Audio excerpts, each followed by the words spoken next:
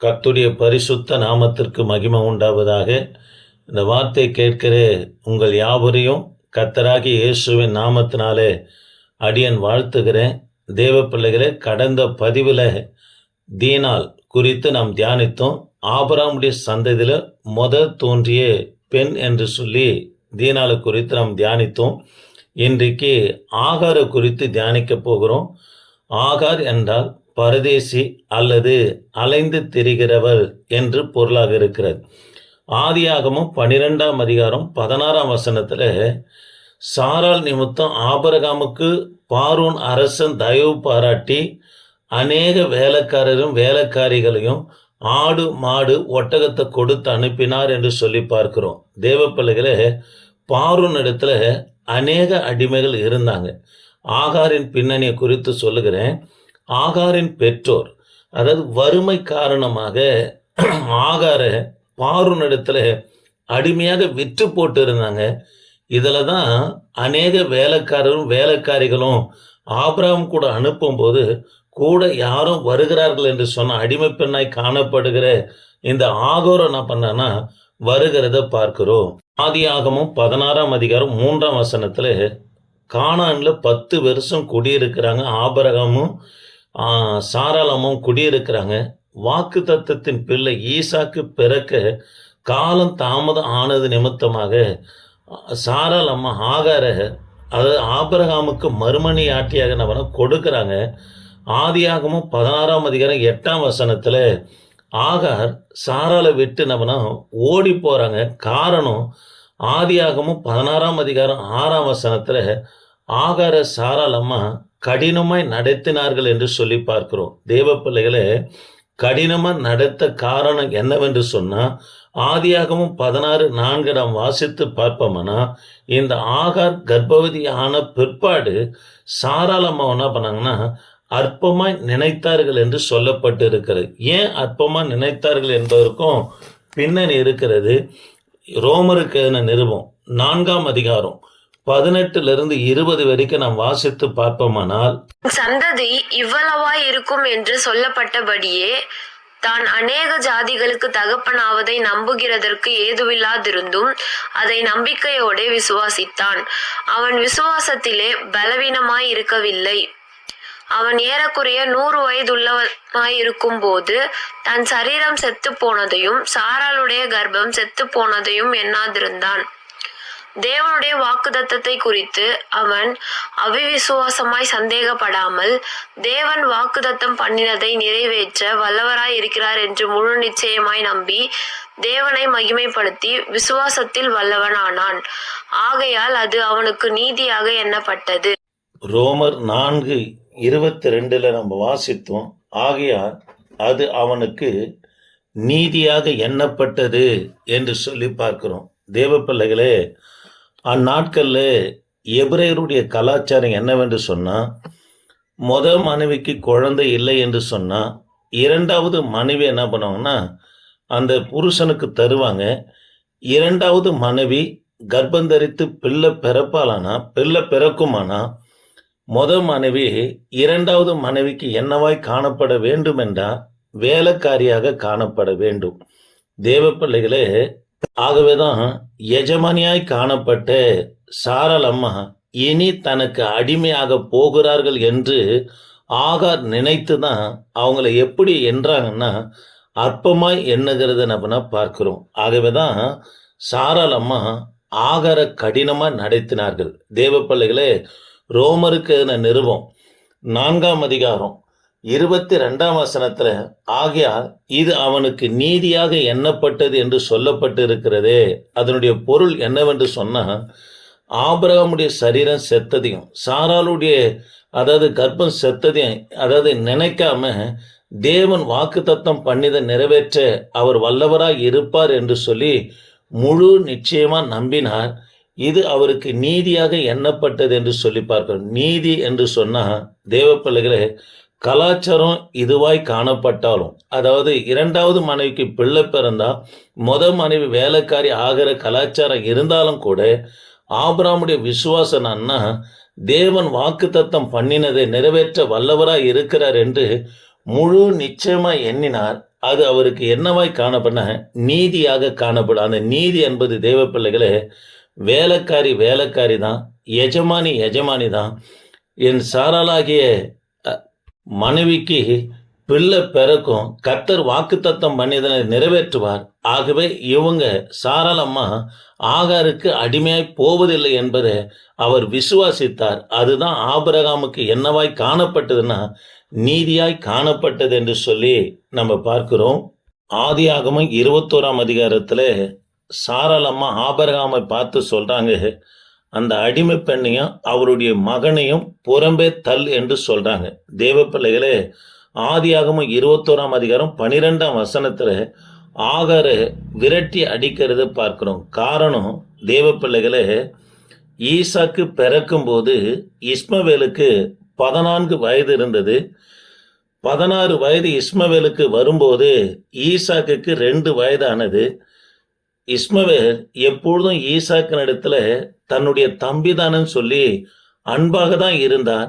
இதை பார்த்த ஆகார் இஸ்மவேலை அழைத்து, நீ என்னதான் உன் தம்பி என்று சொல்லி பாசமாய் அன்பாய் நீ நடந்து கொண்டாலும் உன் தகப்பனாகிய ஆபிரகாமுடைய எல்லா காரியத்துக்கும் சுதந்திரவாளியும் உரிமையாளர் யாருன்னா ஈசாக்கு தான் என்று சொன்ன உடனே அதிலிருந்து இந்த இஸ்மவேலுக்கு ஈசாக்கை பார்க்கும் போதெல்லாம் எரிச்சலாகவே காணப்பட்டது.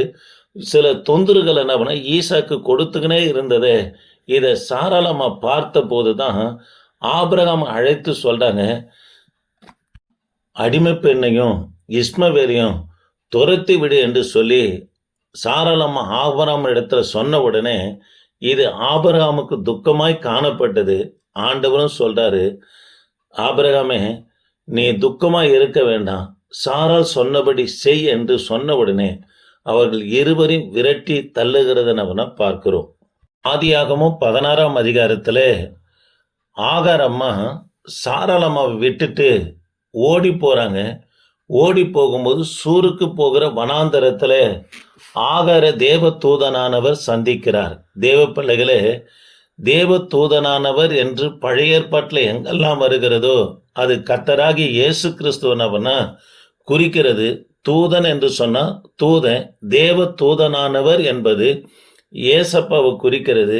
தேவ பிள்ளைகளே, ஆகார தேவ தூதனானவர் கிறிஸ்து சந்தித்து எங்கிருந்து வருகிறாய் என்று கேட்கிறாய். இன்னார் இடத்திலிருந்து இன்னார் இடமிருந்து வருகிறேன் என்று சொன்ன உடனே அதுக்கு சொல்லுகிறார் ஏசப்பா, நீ போய் உன் நாச்சாருடைய சாராளுடைய கையில அடங்கிரு, பின்னும் உன் சந்ததி மிகவும் நான் பெருக பண்ணுவேன், அது எண்ணி முடியாததா இருக்கும் என்று ஏசப்பா சொன்னது மாத்திரம் இல்லாம நீ கர்ப்பவதியா இருக்கிறாய், ஒரு குமாரனை பெறுவாய், அவனுக்கு இஸ்மவேல் என்று பெயரிடுவாய் என்று கர்த்தர் இந்த இடத்துல வாக்கு தத்தம் கொடுக்கறத பார்க்கிறோம். தேவ பிள்ளைகளே, இந்த வாக்கு தத்தத்தை பெற்றுக்கொண்ட ஆகார் ஆண்டவரை பார்த்து சொல்றாங்க, நீர் என்னை காண்கிற தேவன் என்று சொல்றாங்க. தேவ பிள்ளைகளே, முத கர்த்தருக்கு பெயரிட்ட பெண்ணை யார் என்று சொன்னா ஆகார் தான். இவங்க சொல்றாங்க, நீர் என்னை காண்கிற தேவன் என்று பெயர் வைத்ததை நம்ம பார்க்கிறோம். ஆதியாகமும் 16ஆம் அதிகாரத்துல கர்த்தருடைய வார்த்தைக்கு கீழ்ப்படிந்து ஆகார் திரும்பி போறாங்க. ஆதியாகமும் 17ஆம் அதிகாரத்துல ஆபிரகாம் இஸ்மவேலுக்காக விண்ணப்பம் பண்ணுகிறார். தேவன் இஸ்மவேல் சந்ததிக்கும் வாக்கு தத்தம் ஆபிரகாம் இடத்துல கொடுக்கறத பார்க்கிறோம். ஆதியாகமும் 21ஆம் அதிகாரம் 20ஆம் வசனத்துல இஸ்மவேலோடு கர்த்தர் இருந்தார் என்று சொல்லப்படுகிறது.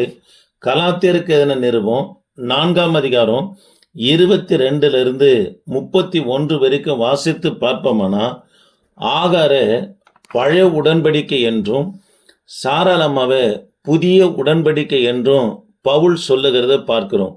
பழைய உடன்படிக்கை அடிமத்தனம், புதிய உடன்படிக்கை சுதந்திரவாளி என்று பவுல் சொல்லுகிறத பார்க்கிறோம். தேவ பிள்ளைகளே, காண்கிற தேவன் என்ற தலைப்புல ஒரு 3 காரியத்தை நாம் தியானிக்க போகிறோம். கேளுங்க, கர்த்தர் உங்களை ஆஸ்வதிப்பார்.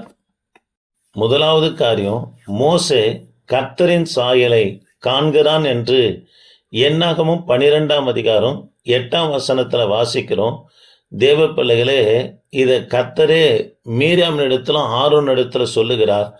மோசே தலைவனாய் இருப்பது நிமித்தமாய், அதாவது இஸ்ரவேலுக்கு தலைவனாய் இருப்பது நிமித்தமாய் நீங்க மோசேக்கு விரோதமாய் முறுமுறுப்பும் வீண் பழியும் சாட்டுகிறது என்ன? மோசே தலைவனை ஆக்குனதுக்கு காரணத்தை ஒன்று சொல்லுகிறார். அவர் கர்த்தரின் சாயலை காண்கிறார் என்று தேவனே இந்த இடத்துல சாட்சி கொடுக்கிறது பார்க்கிறோம். தேவ பிள்ளைகளே, கர்த்தரின் சாயல் என்பது சங்கீதம் 17:15 வாசித்து பார்ப்போம்னா, தாவீது சங்கீதத்தை பாடும்போது சொல்லுகிறார், நான் விழிக்கும் போது உமது சாயலால் திருப்தி ஆவேன் என்று சொல்லுகிறார். தேவ பிள்ளைகளே, தாவீது எப்பெல்லாம், அதாவது அதிகாலையில் எழுந்துக்கிறாரோ, கையில் தோல் சுருளை வைத்து அதை விரித்து நபர்னா கர்த்தருடைய வார்த்தையை, நியாயப்பிரமாணத்தை வாசித்தவராக காணப்பட்டார். ஆகவேதான் கர்த்தருடைய வார்த்தை என்ன என்று சொல்லுகிறார்னா, தேவனுடைய சாயல் என்று சொல்லுகிறார். தேவ பிள்ளைகளே, ஆண்டுடைய பிள்ளைங்க காலையில் எழுந்த உடனே முதலாவது நாம் செய்ய வேண்டிய காரியம் என்னவென்று சொன்னால், நம்மை சுத்திகரித்து கொண்டு வேதத்தை எடுத்து வாசிக்கிற பிள்ளைகளாக இருக்க வேண்டும்.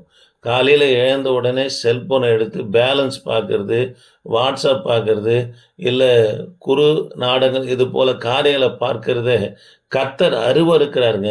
தேவ பிள்ளைகளே, காலையில் எழுந்த உடனே ஆண்டுடைய பிள்ளைங்க கர்த்தரின் சாயலை காணுங்க. வேத வசனம் தேவனுடைய சாயல் என்று பார்க்கிறோம். ஆக மோசே கர்த்தரின் சாயலை கண்டான் என்று சொல்லி இந்த இடத்துல சாட்சி ஆண்டவரே கொடுக்கறத பார்க்கிறோம். தேவ பிள்ளைகளே, 10 கற்பலகையும் வாங்கினது யாருன்னா, கர்த்தரிடத்திலிருந்து கட்டளையை வாங்கினது யாருன்னு சொன்னா மோசே தான். அவர் கர்த்தரின் சாயலை கண்டவராக காணப்பட்டார். ஆக மோசேக்கு விரோதமாய் பேசின அவர்கள் மேல கர்த்தருடைய கோபம் மூண்டது என்று சொல்லி பார்க்கிறோம். தேவ பிள்ளைகளே, ஊழியம் செய்கிற, அதாவது விசுவாசியா இருக்கிற கர்த்தருடைய பிள்ளைங்க, காலையில் எழுந்த உடனே நீங்கள் வேதத்தை வாசிக்கிற பிள்ளைகளா, அதை தியானிக்கிற பிள்ளைகளா இருப்பீர்களானா, உங்களுக்கு விரோதமாக, ஊழியத்துக்கு விரோதமாக யார் எழும்பினாலும் அவர்கள் மேலே கர்த்தருடைய கோபனவனா மூலம் என்று சொல்லி நம்ம பார்க்கிறோம். இரண்டாவது காரியம், பெரிய கட்டடத்தை காண்கிறார்கள். பார்க்க வேண்டியவர்களை அவங்க என்ன பண்ண பார்க்கல. ஆண்டவரை பார்த்து சொல்றாங்க. ஆண்டவரை பார்த்து மார்க்கு சுவிசேஷ புத்தகம் 13ஆம் அதிகாரம் 2ஆம் வசனத்தில் அவங்க சொல்றாங்க, தேவாலயத்தின் கட்டடத்தை பார்த்து இது எவ்வளவு பிரம்மாண்டமாக இருக்கிறது என்று நம்ம சொல்லுகிறத பார்க்கிறோம். தேவ பிள்ளைகளே, சீஷர்கள் காண வேண்டியது யாரும் சொன்னால் கிறிஸ்துவ மட்டும்தான் பார்க்கணுமே தவிர அவங்க பெரிய கட்டடங்களை நம்ம கண்டார்கள் என்று சொல்லி பார்க்கிறோம். நாம் பார்க்க வேண்டியவர்களை என்ன பண்ண பார்க்கணுங்க. உலகத்தின் காரியங்களை நம்ம பார்த்தோம்னா விழுந்துடுவாங்க. உலகத்தின் காரியம் நிலைக்காது. ஆகவே தான் கர்த்தர் சொல்றாரு, ஒரு கல்லின் மேல் ஒரு கல் இராதபடி இவைகள் இடிக்கப்பட்டு போகும் என்று சொல்லுகிறார். தேவ பிள்ளைகளே, நாம் யாரை பார்த்து ஓட வேண்டும் என்று சொன்னால் கர்த்தரை மட்டும்தாங்க பார்த்து நம்ம ஓடணும். அப்போதான் நம்முடைய ஓட்டத்தில் இடர்ல இருக்காது, நம்முடைய ஓட்டத்தில் ஜெயத்தையும் தருவார். அப்படி ஓடும்போது கர்த்தர் நமக்கு கொடுக்கப்பட்ட தரிசனத்தை நிறைவேற்றுவர்களாக இருப்போம். ஆகவே நாம் பார்க்க வேண்டியவர் யாருன்னு சொன்னால் கர்த்தரை மட்டும்தான் நம்ம பார்க்க வேண்டும். மூன்றாவது காரியம், இயேசுவை காண்கிறவன் பிதாவை காண்கிறான் என்று சொல்லி யோவான் சுவிசேஷ புத்தகம் 12ஆம் அதிகாரம் 45ஆம் வசனத்தில் வாசிக்கிறோம். ஜெபிப்போம். கிருபையின் தேவனே, நாங்கள் உம்மை துதிக்கிறோம். இந்நாளில ஆகார குறித்து பார்த்தையா, எங்களோடு பேசின நம்முடைய சத்தியங்களுக்காய் ஸ்தோத்திரம். கர்த்தர் நீங்கள் ஆசீர்வதிங்க. தொடர்ந்து உமது பிரசன்னம் தயவு எங்களோடு இருக்க என் தகப்பனே நீங்கள் உதவி செய்வீராக. வழிநடத்துங்கப்பா. இயேசு நாமத்தில் ஜெபிக்க நல்ல பிதாவே. ஆமேன். Praise the Lord.